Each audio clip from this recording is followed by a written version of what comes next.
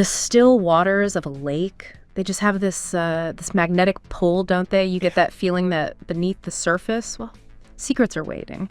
Maybe something ancient, something unknown. Mm-hmm. And that feeling, it seems especially strong around Hüvelmann's Lake in Georgia. People have just, vanished there. Vanish, yeah. And the whispers, the local stories, they all seem to point to one thing. The legend of Big Blue. Big Blue. It's that classic mix, isn't it? The unexplained disappearance meets local folklore. Absolutely. And the disappearances near Hüvelmann's Lake, they've definitely fueled that myth, the story of this creature. It really shows how belief, even in something fantastical, can get tangled up with a community's identity. And maybe even its survival economically through. Exactly. It's a reminder that these stories, they often serve purposes beyond just, entertainment. Right. And that's exactly what we're going to get into today. We are diving deep into the whole Hüvelmann's Lake mystery. We'll sift through what actually happened or what might have happened, look at the facts possibly woven into the folklore, and really try to get a handle on all the different perspectives involved. And we've got some really interesting sources to guide us through it. We do. We've got a synopsis giving the main points, a summary that lays things out chronologically, some background info on how a particular telling of this story came about. Right. How critics reacted to that version, and even a longer opinion piece that digs into the themes underneath it all. And that specific telling, that interpretation, that's where things get really fascinating for our purposes today, because the events at Hüvelmann's Lake, well, they were actually featured in an episode of that classic sci-fi show, The X-Files. Quagmire. That was the episode title. Quagmire, yeah. And it took these real-world whispers, these disappearances in the legend, and basically filtered them through the show's lens. So you had agents Mulder and Scully investigating it just like any other X-File. Okay, so let's unpack the story as this show presented it. It starts, maybe a bit unexpectedly, with biologists.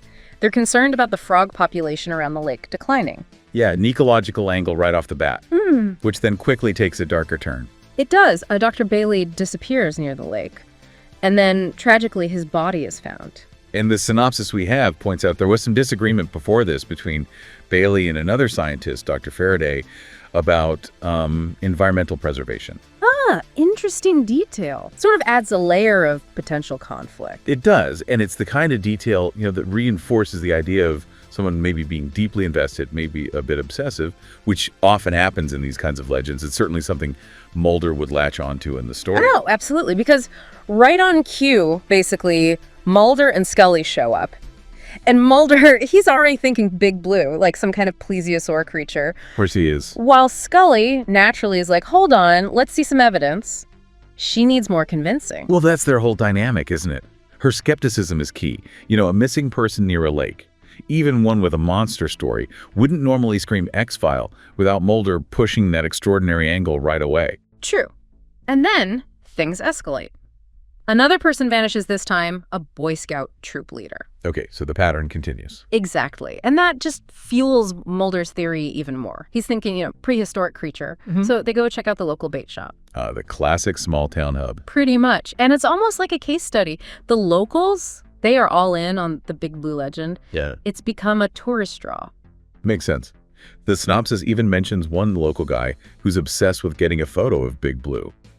It shows how the community kind of embraces the legend, whether it's real or not. It's part of their identity, maybe their economy too. But then the scout leader's body turns up, or half of it does. Oof, halved. Halved. And this is where Mulder and Scully really diverge. Mulder sees this, right, and thinks, evidence of a creature defending its territory, maybe reacting to humans messing with its environment. Like the declining frogs being a symptom. Exactly. Pollution, fewer frogs to eat.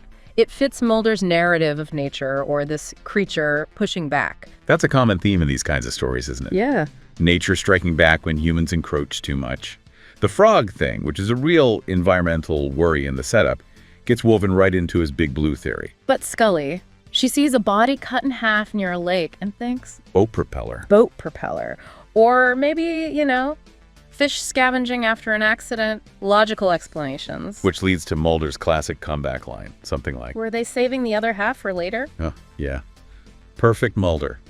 Darkly funny, but it just perfectly shows their completely different ways of looking at the world. He goes for the wild theory.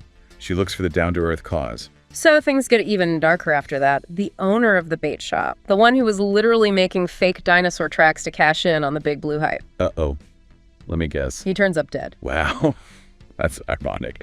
The guy exploiting the myth becomes a victim, though I guess they don't know the cause at this point in the story. Not yet, no. It just adds another layer of mystery. Is it the creature? Is it something else entirely? It definitely muddies the waters, suggesting maybe a more human threat is involved, even while Big Blue looms over everything. Right. Complicates things. Then there's this really disturbing incident. Some teenagers witness it. And get this, these are characters we've actually seen before in the show. Oh, really? Which ones? The stoner kids from that episode about killer cockroaches, War of the Coprophages. No way. That's a deep cut. Yeah. So they see a friend of theirs, a diver, get attacked underwater, and then his severed head just floats to the surface. Jeez. Okay, that's grim. And the reappearance of those characters, the background info we have mentions, it's probably because Darren Morgan did some uncredited writing work on this episode. Oh, that makes sense. He wrote Coprophages. Right. So those little connections, they kind of tie the show's universe together in a neat, sort of subtle way. Definitely. And the sightings, or attacks, seem to be happening more often now and closer to the shore. A photographer, the guy desperate for that big blue photo. The one you mentioned earlier. Yeah, Ansel, he gets attacked, feels something brush against him in the water. Doesn't get pulled under, but it's close. The threat's escalating. And then, this one's tough, especially for Scully fans. Her dog, Queequeg. Oh, no, not Queequeg. Yeah, he disappears. Snatch right near the water, basically in front of her. And the sources confirm this is his last appearance on the show. Wow. That adds a real layer of sadness, knowing that. I remember reading Gillian Anderson had a, let's say, complex relationship with the dog actor behind the scenes. Yeah, we'll get to that. But on screen, for Scully, it's just heartbreaking. So after losing Queequeg, Mulder and Scully decide they need to get out on the lake themselves. Take a boat out. Right. And, well, you can probably guess what happens next. Something huge hits their boat, sinks it. Stranding them. They end up on this little rock outcropping in the middle of the lake, thinking they're miles from anywhere. And this scene, the sources really highlight this one.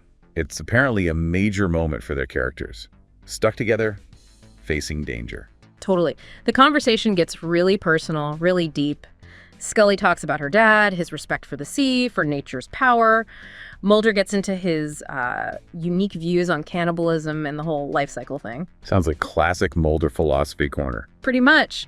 And then Scully makes this really sharp observation. She compares Mulder to Captain Ahab from Moby Dick. Ah, the Ahab comparison. Makes sense. Saying he's so consumed by hunting his white whale, Big Blue, in this case, that it could destroy him. And those Moby Dick references are explicit, right? Yeah. Mulder as Ahab.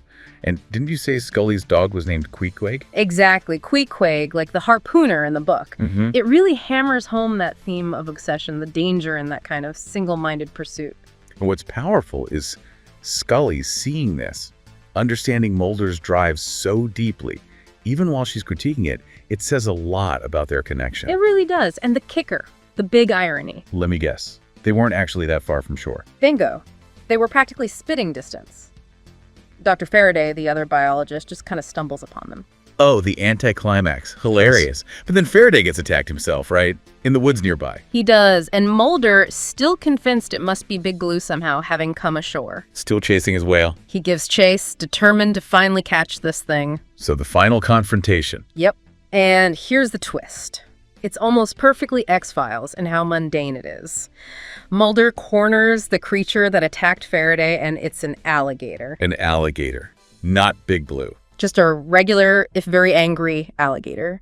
Mulder's face, his disappointment is just palpable. It's almost funny. Huh.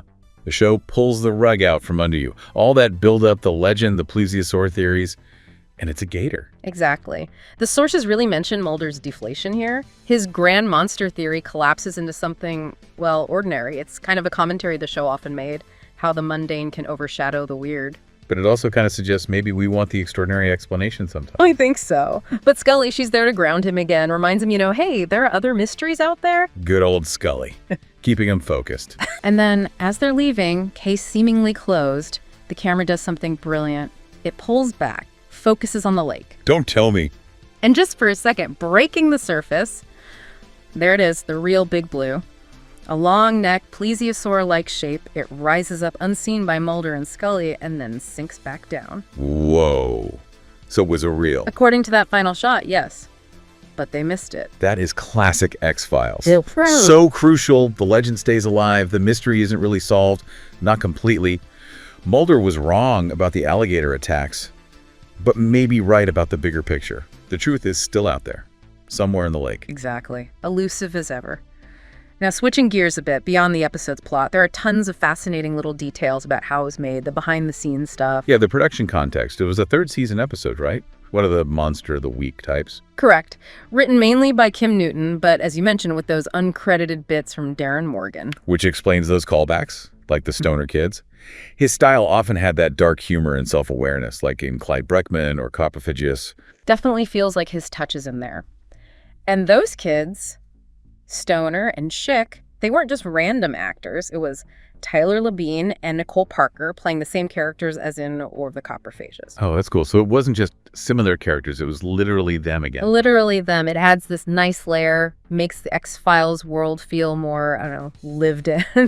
These minor characters just pop up again. Yeah, contributes to that sense of continuity. And the locations. Hughelman's Lake wasn't really in Georgia, of course. They filmed that at Bunsen Lake in British Columbia, Canada standing in for the American South again. A common trick of the trade. Where else did they shoot? Pitt Lake was used for the bait shop and the dock scenes, and then Rice Lake was where they filmed that final shot, that glimpse of the actual Big Blue. Got it. So multiple locations pieced together. And here's a fun fact. Apparently the weather was beautiful and clear when they were filming some lake scenes. Let me guess. They needed it to look gloomy. They did. So they brought in rain machines, artificial rain, to create that moody, mysterious atmosphere. Wow. Dedication. Going the extra mile for the right vibe. Even faking the weather. Totally. And speaking of going the extra mile, remember that rock they were stranded on? Yeah, the big dialogue scene. They built that as a set piece, floating in the water. And the story goes, it actually started to float away during filming. No, really? Yeah, they had to get an emergency carpentry crew in overnight to fix it and secure it properly. Imagine the panic. Huh. The unseen dramas of television production. Filming on water is always tricky. That underscores the kind of problem solving they had to do. For sure. And the name Heuvelmans Lake, that wasn't random either. It's a tribute. A tribute to who? To Bernard Heuvelmans. He's basically considered the father of cryptozoology. Oh, wow. Cryptozoology being the study of hidden or unknown animals like Bigfoot or, well, lake monsters. Exactly. He wrote seminal books like On the Track of Unknown Animals and In the Wake of Sea Serpents. So naming the lake after him is a direct nod to the whole field that inspired the episode. Nice touch. A little Easter egg for people in the know. And the Moby Dick stuff goes even further than Ahab and Queequeg. The boat Mulder and Scully rent. It's called the Patricia Ray. Okay, is that significant? It was the name of the episode director's mother, Kim Manner's mom. Ah, that's sweet. And the county the lake is supposedly in, Milliken County, named after Rick Milliken, the show's casting director. Huh. Lots of little in-jokes and personal touches baked in. Seems like it. They were having fun with it. Even down to the details, the U.S. Forest Service uniforms and logos seen in the episode were apparently spot-on accurate. Someone did their homework. They did, and for that final Big Blue shot, the glimpse at the end, originally they thought about using a practical effect, like a big rubber sea serpent model. Okay, I can picture that looking maybe a bit cheesy. Well, apparently they thought so too. They weren't happy with how it looked, so they ended up using CGI instead. Which was still relatively early days for TV CGI, but it gave them the effect they wanted. Interesting. Shows the shift towards digital effects even back then. They wanted that final moment to land properly. Right. But, you know, despite the monster mystery and the effects, maybe the most praised part of the episode was that conversation on the rock. The long dialogue scene. Yeah.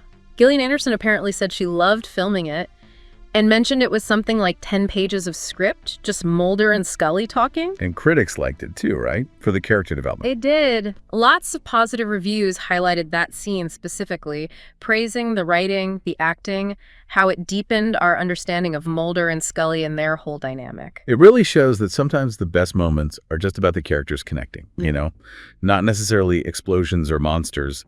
Compelling TV can just be great dialogue and performance. Absolutely. And the episode did well overall. Pulled in big ratings, like 16 million viewers back then. Wow, huge numbers. And it even won an Environmental Media Award. Oh, interesting. because of the declining frogs subplot and maybe the underlying themes of nature. Must be. Ties into that whole respect for nature thing Scully talks about, and maybe Mulder's idea of the creature reacting to human impact. Makes sense. Though not everyone loved it, apparently. Yeah, you can never please everyone.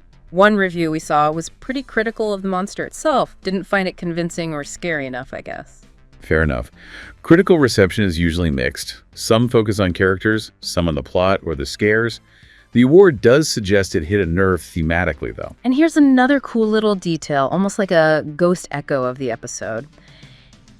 In the X-Files, resist or serve video game. Oh, yeah. You can apparently find a movie poster within the game world for a film called Quagmire. No way.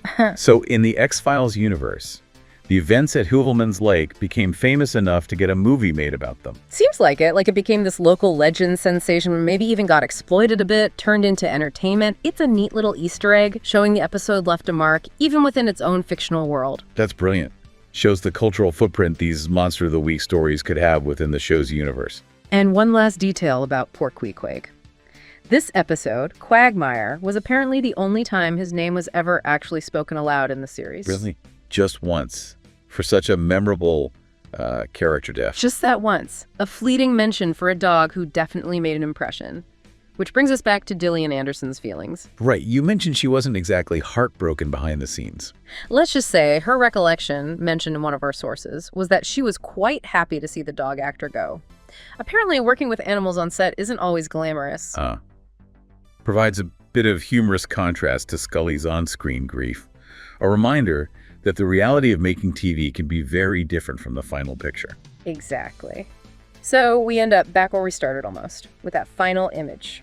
The real Big Blue rising up unseen while Mulder and Scully drive off, thinking they solved it with an alligator. Yeah, the episode really walks that line perfectly, doesn't it? It blends the ordinary investigation with this persistent hint of something extraordinary lurking just out of sight. And their different approaches are key. Mulder's belief, Scully's skepticism. But that final shot leaves the door open, suggests maybe the unexplained is still out there, just beyond our grasp. So thinking about this deep dive into Quagmire, into the whole Hoovelman's Lake story, what really stays with you? For me, it's that pull of the unknown, our fascination with things that might just exist on the edges. Yeah, that allure. Even when logic gives us a neat answer, like the alligator, there's still that little whisper of wonder, isn't there? That possibility. I think the X-Files tapped into that so well here. It took a fictional approach, obviously, but it hooks into that very real human interest in cryptozoology, in mysteries the world might still hold. And it explores how these local legends take root and survive even when faced with mundane explanations. Definitely. Which brings us to maybe a final thought for you listening right now. Think about these local legends, the ones in your own area, perhaps. Even when they seem debunked or explained away, do they hold some other kind of truth? Maybe a symbolic truth. Or do they just reflect that human need we have for a bit of wonder in a world that sometimes feels like it has fewer and fewer mysteries? Makes you wonder, doesn't it? What other big blues might be out there? Not just in lakes, but anywhere. Things just waiting at the edge of our perception. Maybe it's worth exploring the folklore closer to home. You really never know what mysteries might be lurking just beneath the surface.